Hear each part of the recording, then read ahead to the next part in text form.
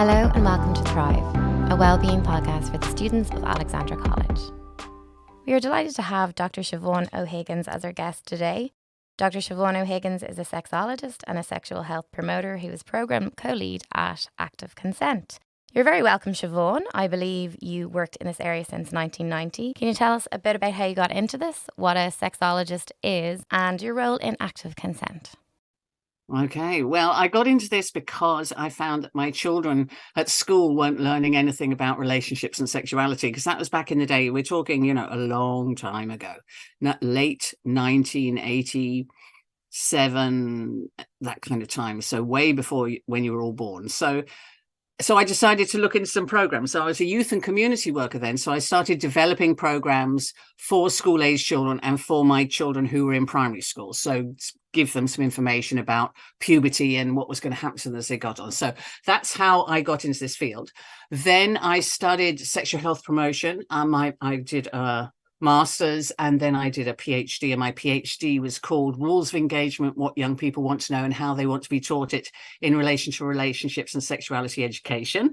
So I talked to 1,000 young people across the country and found out what they wanted to know. Then I talked to RSE teachers and found out what they would need in order to teach what the young people wanted to know. And that's how that all worked out. And eventually then I've ended up at the end of my career being one of the co-leads on the Active Consent program. So I also studied in the School of Sexual Medicine in Europe with the ESSM to add to my qualifications in terms of being a sexologist. So a sexologist is some sexologists deal with a lot of sexual problems or difficulties. Some sexologists stick with education. So I do a lot of research and I create education programs for young people, parents, teachers, whoever. And so then end of my career, this is a long-winded sort of thing. End of my career, I was asked to work with people in the School of Psychology and Theatre and Drama Studies to create this program that is called the Active Consent Program. And in 2018, a philanthropic crowd called Life's Too Good came to the three of us who we were working away anyway and said, we see what you do. We like what you do. We're going to give you loads of money to do more. So we said, yes, thank you very much. So that's how we come to be the Active Consent Program. And we're a national program, but we're based in University of Galway. Yeah, that's it. I'll stop talking now. Thank you so much. You've got an extensive background there, and I think it's so important, particularly in Ireland, that we have, a program like this. So also wanted to say that we have two students with us today. We have Eden O'Rourke, who is in first year, and Emily Kate Bacon, who is in fifth year. And they very kindly offered to come in and ask yourself some questions based on the student body. So I might ask Emily Kate if she wants to start off with some of the questions. So we sent out an anonymous Google form, and these were the responses that we received. Brilliant. So the first question is, how is consent communicated? Well, basically, you can say it or you can show it, and, if someone asks you, it's not just about sexual or intimate things. If someone asks you to, do you want to play tennis today? You might go, or oh, okay, you might say it or whatever. And it's the same when you come to an intimate situation. If someone asks you, if actually they manage to ask you, would it be, I think you're gorgeous. Would it be okay if we had a kiss? And they lean in and you lean in, that's like showing it. But it's much clearer if you sort of go, yeah, okay, and you actually say it, right? So people rely an awful lot on body language to sort of say, oh yeah, no, they were into it, they smiled at me, they came closer to me, so obviously they want to kiss me, they want to touch me, it's all okay. But at this stage, it's very important that people check in and say, oh, okay, so are you up for this? Are you into this? And they just check in to make sure that they're reading someone else's body language correctly, because you could be smiling because suddenly you had a really nice thought or you heard some music that's your favorite music in the background. So it's about communicating verbally about what you want to do or don't want to do or might be willing to try in terms of intimacy with someone else. I hope that answers the question. Yeah, great. Thank you. Eden, do you want to ask the next question? Can you explain why the absence of the word no does not mean that consent has been given? Okay, well, that's back to the whole thing. Just because someone didn't say no doesn't mean that they're actually into it. So it's about how I explain it to explain it simply is students, third level students, came up with the idea that consent is OMFG, which is ongoing. So it's not just a once off yes or a once, it has to be, you have to keep asking, have to keep checking in. Just because someone said, yes, oh, I'd love to kiss you. Oh, yes, let's do that. Doesn't mean that they want last week, doesn't mean they want to do it this week. Or just because they said, oh, yeah, no, I'd like to do that. But they can change their mind at any time as well. So it has to be ongoing. It has to be mutual. Everybody agreeing and understanding what they're agreeing to and freely given. So not feeling pressurized or forced or under the influence of drink or alcohol or drugs, or being intentionally misled to do something that they don't want to do. So the absence of a no, sometimes people get really sort of worried, or they get frightened, or they don't want to hurt someone else's feelings, or they don't know what to say. They like the person, but they don't actually want to do what that person wants to intimately do with them. So they're worried about saying no because they think they'll be rejecting the person, but they're not rejecting the person. They're just saying, no, I don't actually want to do that. Could we do this instead? Could we just hold hands? Could we just go for a walk? Or could, and so the absence of a no doesn't necessarily mean that there's a yes. So it's about checking in to be sure, in the Irish saying, to be sure. It's better to be sure than to just guessing it and saying, oh, well, they didn't say no, so obviously they want to do this. No, you need to know and say, is this okay? Are you up for this? Are you okay with this? All of those kind of things. So we also have some questions about consent on social media. So how does consent work on social media? Well, you see, it's people react differently when they're on their phone, because it's not it. But young people like you've had phones for most of your adolescent life. Eden, have you got a phone? Yeah. Yeah, okay, so there you go. You're in first year and you've got a phone. So you communicate with people. You look up things on your phone. You have this whole presence. You have an online presence via your phone, right? And you relate to people. You actually communicate with people via your phone. And the thing is, when you communicate with people through a screen, often, if you're sending them texts or emojis or pictures or whatever, you can't see their reaction when they get that, like face to face, like with me, even with us in Zoom, like I can see from your faces whether you're listening to me or whether I'm just boring you completely, and all that kind of stuff. I can read from your body language because I can see you. But if I was texting this, you could go off, go, oh God, this is so boring, be gone or whatever, and I wouldn't be able to see that. Or if I texted something and you really got upset, so, oh no, oh that's oh, I feel horrible. So it's important, if you're sending a message or if you're sending a picture to anybody, that you are aware that it's okay with them, especially when people are saying that they send a lot of pictures of their genitalia or their body without any clothes on or whatever. You have to check that that's okay to send a picture like that the person wants it or has even sometimes people ask for pictures like that and you don't want to give those kind of pictures. You don't want to share that kind of pictures, but people get embarrassed and say, oh, gee, everybody's doing it, so I have to send these kind of pictures. So it's about being true to yourself and also being aware that consent in social media is just as important as consent in this face-to-face world.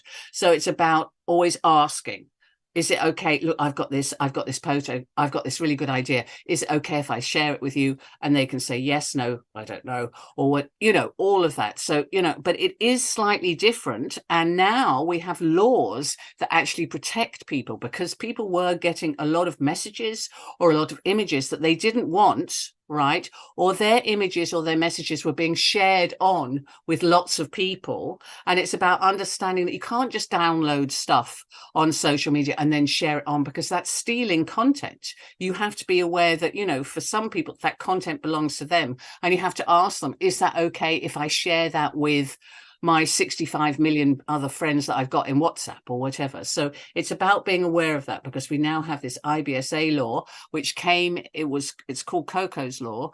And that it was actually enacted in 2021 and it was passed in 2020. So that's to actually protect people from sharing stuff that isn't theirs, and that's about having consent to actually share stuff, really.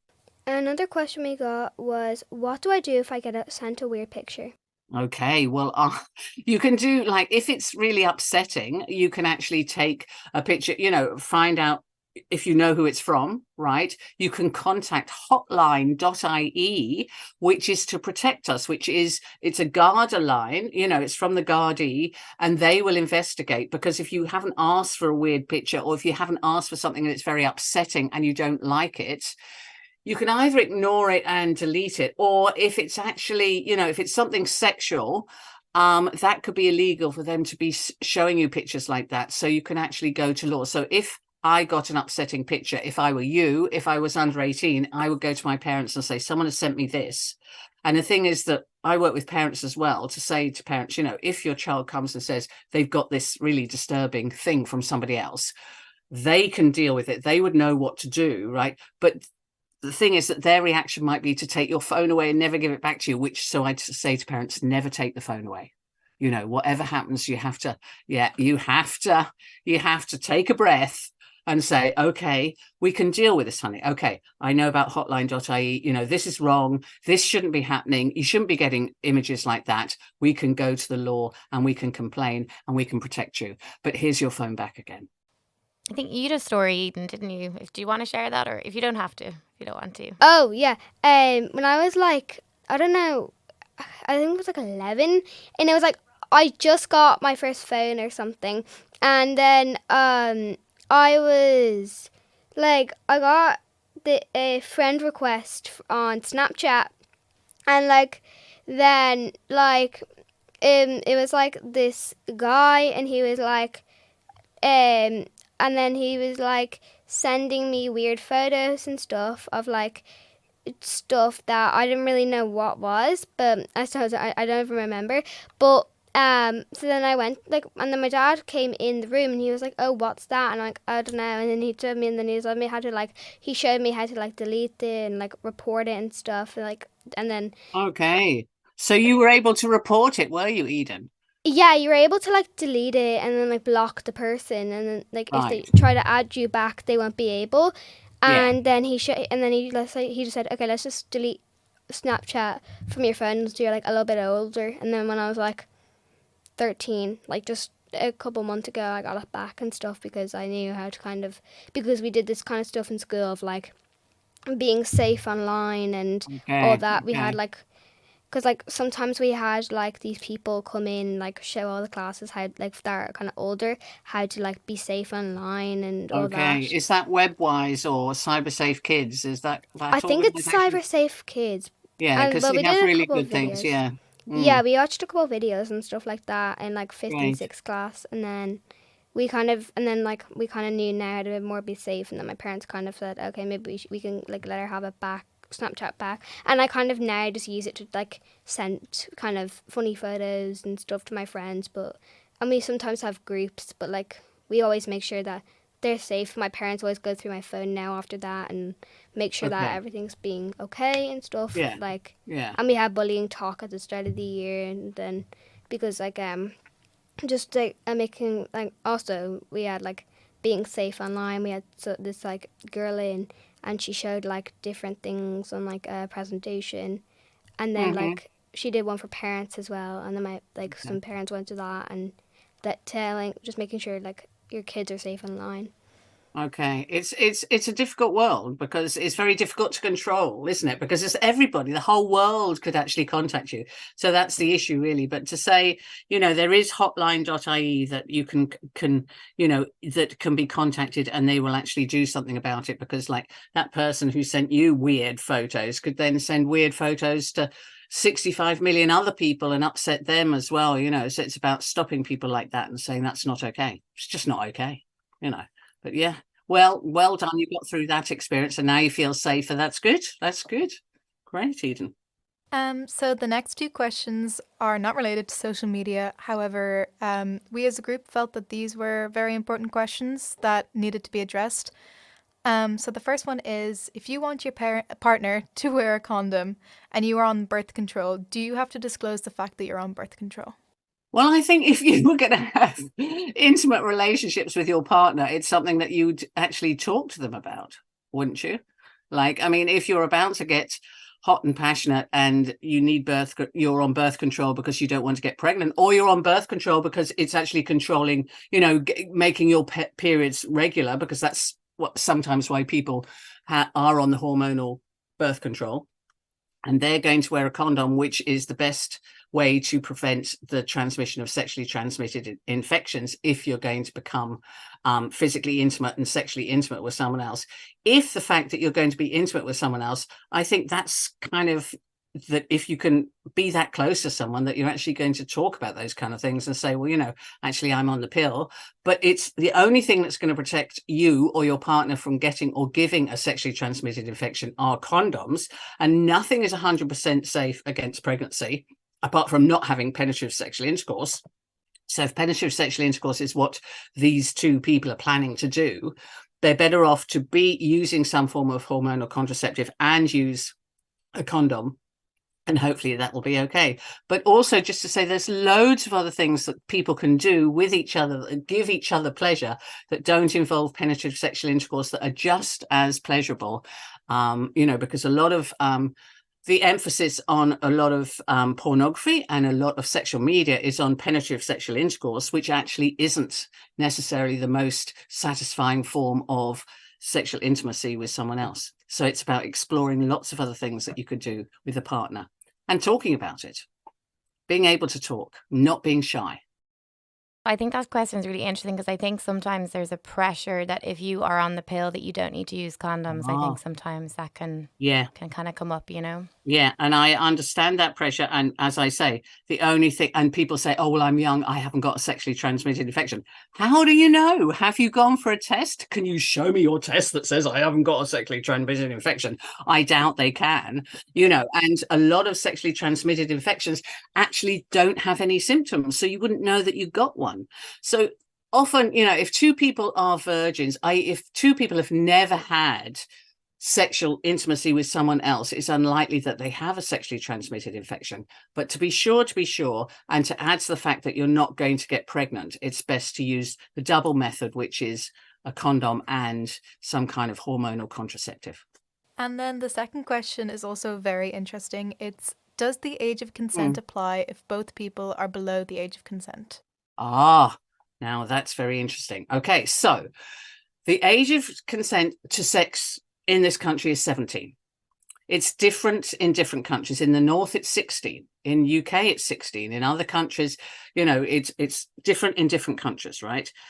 They have got a part of the law which is called the Romeo and Juliet clause, which basically says that if two young people or one young person is under the age of 17, right, and it's consensual, right, that no one is forcing someone else to have sexual intercourse, right, and I've got it written down here actually that exactly what it says. Where is it now? If there's not more than 2 years between them. So if someone is 15 and someone is 17, if two people are 16, if someone is 16 and someone is 18, that's okay.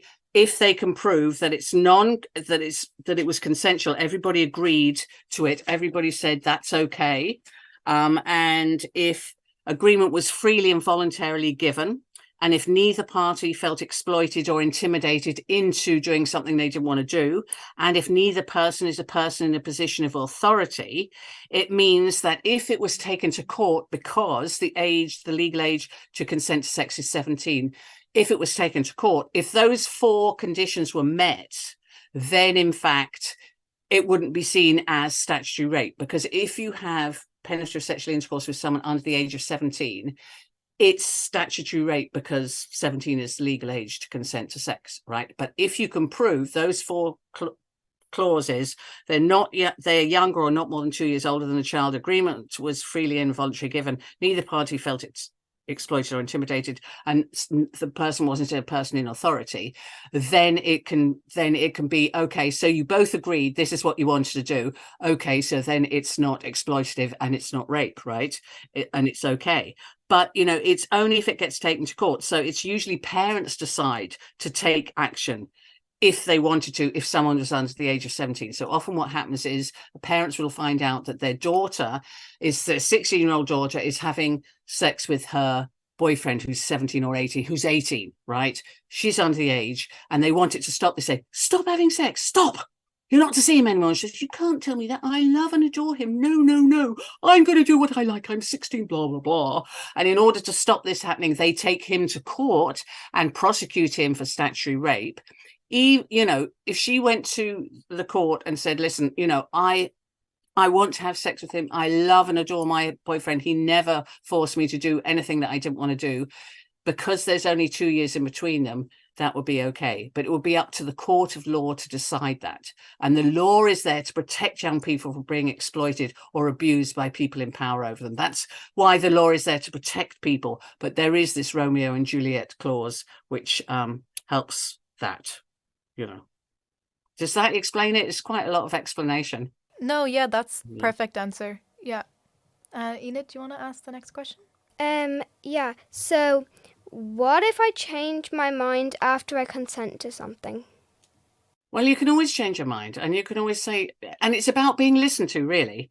So instead of saying, but you said yes, so we got to do it now because you said yes, it's about the other person listening, because you can change your mind. Imagine if you were going in to kiss someone, right? And then they burp.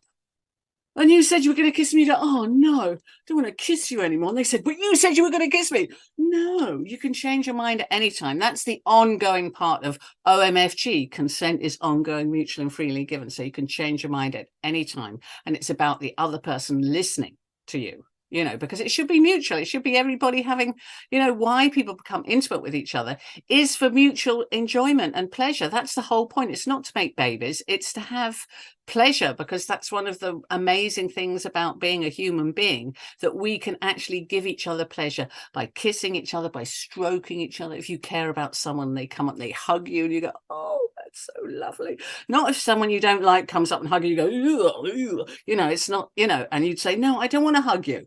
Oh, yes, I do want to hug you. So yes, you can change your mind at any time, even if you said yes at the beginning, or even if you said yes last week and did something. You don't have to ever do it again if you don't want to.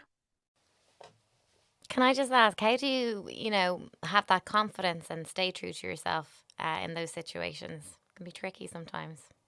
It is tricky. But if you feel that, you're actually going to be intimate with someone, you're going to kiss them or lick their nose or stroke their hair or tweak their nipple or do anything intimate with them, hopefully you actually care about them and they care about you. And I'm just to say that one of the most amazing experiences that human beings can ever have, if you're with someone that you care about and they care about you, and you actually experience pleasure through being intimate with that other person, it's one of the best feelings you can ever have. It's amazing. We as human beings have nerve endings all over our genitalia and our nipples and our skin, and if someone you care about actually touches your hand, it's absolutely amazing. We're so lucky, because a lot of the animal kingdom, they only have sex for procreation. And I mean, poor cats, they hate it. It's horrid for them. Whereas it's nice for us. So we're very, very lucky as animals. But as you say,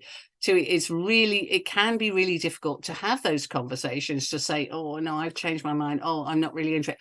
But it's to remember, you're not rejecting the person. You're not saying I hate you. You're just saying, oh no, I don't like that. Oh, can we do something else? And it's about that other person hearing that and choosing to do someone else. So it does require a level of confidence. But if you're confident enough to actually become intimate with someone else, hopefully you trust them and they trust you. And that's the best basis for being intimate with someone else. And young people, the problem is that a lot of young people think that everybody else is doing it or is doing that, so I've got to do it, otherwise everybody will think I'm weird. But in fact, everybody else isn't doing it. We have data, we do research, and we know that, young people actually think that other people are doing far more intimate things than they actually are. And so they start doing stuff that they don't really want to do because they don't want to be seen as different. But when we actually share that data in one of our workshops, we share it with young people, they go, oh, okay, so everybody's like me. I know, but they don't actually want to do that. Oh, that's great. Whew, that's great. So I don't have to do that if I don't want to. That's fantastic. So, it helps sharing that kind of data, because we have strange ideas. They're called social norms. We have strange ideas about what other people think is important and actually about what other people are doing. It's a bit like drinking and smoking. Like a lot of people think, oh, everybody's drinking loads of alcohol. Oh, God, I've got to do it. They may not be doing that. I just want to follow up with a question. What about, when people go to discos and things like that, there's a lot of pressure to, maybe kiss someone or do certain things that can be kind of brought on by peers. Is there anything in the research that you have in relation to that? The pressure they feel. Well, our social norm data actually talks more about internalized peer pressure. You thinking you don't want to be odd, you don't want to be seen as different, right? But if someone is, consent is OMFG, it's ongoing, mutual, and freely given. If someone is pressurizing you to do something and you don't want to do it, it's about being brave enough to say, well, I don't feel like doing that. No, I don't really want. No, I don't want to kiss you. No, I don't want your tongue in my mouth. No, I don't want to suck that. No, thank you very much. That's not what I want to do. And to be clear about it. I'll do. I'm into other things, but it's about being judged. People are afraid. Young people are very afraid of being judged negatively by their peers. So there's that people feel the pressure that they should do stuff. But it's about being secure within yourself, which is very difficult when you're a teenager, because you think, oh my goodness, I'm not tall enough. My hair's too straight. Oh, I've got spots. Oh, I'm not this. I'm not that. You aren't that ideal that you want to be. So you feel insecure about yourself. So then you may do stuff that you're not actually comfortable with doing because you want to be accepted or be cool, or you're flattered because someone wants to do something with you and you go, oh, okay, so they haven't noticed I've got spots all over my chin, or they haven't noticed that, oh, my breasts are too big, or they're too small, or I'm too short, or, all these kind of things. So it is difficult. There is a lot of pressure to do stuff, but it's about being secure within yourself. And to a certain extent, it's about learning what your body likes to do. So it's about learning on your own what you enjoy doing. There are one here that, how would you say no in a kind way? Say, oh, I really like you, but I'm just not into that. Or I just don't want to do that. Oh, I think you're great, but I just don't want to do that now. So do a positive and then a negative, and then wham them with a negative. The positive, yeah, you're great. Yeah, no, that'd be really nice, but I just not into it now, Another important one we have is, if you think they feel comfortable, do you have to ask for consent? Well, that's going to relying on body language, and body language can be, misleading. So it is like they can look like a smiling and then leaning into you and going, oh, but if they, so you're up for this, then this is okay. You're into this. You just check in just to make sure, because it could be, especially when people have been drinking a lot, you can't read their body language. They don't know what they're into. They don't know what they're doing, so it's always better to check in to be sure. What should you do if someone doesn't ask you for your consent? Well, it just goes for it. Yeah. And just goes, probably. Like that. You go, yeah. Whoa. You say, oh, excuse me. How do you know I want to do that with you? I think you're great, but how do you know that I want to kiss you, or, that I want you to do that? I think it's about it is difficult at your age. It's about being confident. But, if someone just goes for it, that's really invading your personal space. We all have a personal space around our bodies, and we all have a big personal space around our groins and our bottoms, and females have a big personal space around their breasts, and we all have a big personal space here, which we have an artery, which if it gets punctured, we could bleed to death. So, we only allow people that we trust into our personal space. So our friends and family. But if someone who isn't family comes in to hug you or do something with you and hasn't asked, then it's on them. And you can just go, oh, hang on. Don't you have to ask me first? That's what I would do anyway. It's not easy, Eden. But I mean, it's about getting it right so that people are respected and people are doing things that they want to do or that they're willing to try. Because how can you know that you want to do something if you've never kissed someone and had someone stick their tongue in your mouth? How would you know that you like it? So you're going, oh, okay, I'll give it a go, but can we stop if I don't like it? And it's about being listened to and heard. So nowadays there's a lot of stigma around clothes being labelled provocative. Does what you wear override the need for consent? Oh my goodness, that's a big question. No. What do you mean? So if you wear a really short skirt, if a guy is not wearing a top at all, is that okay to go up and all on his chest? No. Just because they're not wearing, they're wearing provocative or sexy clothes doesn't mean they're saying, come on, this is what I want. So absolutely not. No. What people wear is up to themselves, and often, especially girls or guys, will wear clothes to please their friends, not to actually attract someone to be sexual with them. So no, provocative clothes you always have to get consent. You always need to ask, are you okay with this? Is this okay? Can we do this? Please, I'd love to do this. Are you okay? Would you like to do it too? Another question that is probably important would be like, what if you're forced into something that you don't want to do? What should you do if you don't consent if the person's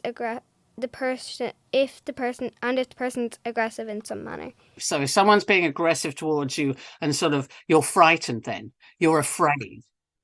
Yeah. Well, you're afraid to say anything or do anything because they're being aggressive towards you, and they're coming at you and they want to do this and they want to do that, and they're very aggressive, and maybe they're bigger than you or older than you or whatever. What you do is run like hell. But if that's not possible, it's about saying no, and it's very, very difficult to say no if you're frightened that that person is going to hit you or hurt you if you don't do what they want to do. And that's why the ongoing, freely given, mutual is so important for consent, because that's non-consensual, right? And so that's illegal. That's wrong, and so it's about getting to the point in educating young people so that other person knows it's not okay to be aggressive. It's a very difficult situation. Yeah. A very good phrase that I learned was be weird, be rude, and run. Very good phrase. Very good, Emily Kate. That's amazing. Be weird, be rude, and run. Yeah. We got any more? There's how would consent work on social media? Well, it's still the same thing. It's either texting or it's asking, are you okay? Are you into this? It's that really. And is there any, scripts or, obviously you're not going to use a script, but, just sort of expressions that are simple that might come into people's minds that you might have? Well, I have loads that young people have created for me. You should do the workshop. The workshop is great. Like, it has all this stuff, Basically, I train teachers to deliver the workshop. It's an hour and a half. And young people have come up with these things like, can you show me how? Does this feel good? Can we slow down a bit? I like that. Can we do it again? Can you do it again? Are you in the mood up for this? Let me know if you want to slow down. I don't like it. Can we stop? How do you like this? No, I don't want to. And then the final question is, should I be embarrassed by rejecting and say no? Well, as I've said, no, you're not rejecting the person as a human being. You're rejecting what they want to do with you. So it's the same if your mate says, oh, let's go play. Let's go to the cinema. I want to go to the cinema. Do you want to come? And you don't want to go to the cinema. You say, no, I've got too much homework. No, I don't want to go to the cinema. Your friend doesn't go, oh, she hates me now. She doesn't want to go to the cinema with you. She accepts that you don't want to do that at this particular time. And so it's the same with something that's intimate or anything. You're not rejecting the person. You're just rejecting what they want to do with you, which is a subtle but very important difference. And it is about that other person hearing you and knowing that. I hope you enjoyed this week's episode. And I would like to again thank Dr. Siobhan O'Higgins for coming to speak with us, and Emily, Kate and Eden for participating in this week's episode. If you want to find any more information out about consent, check out the Active Consent website at www.consenthub.ie.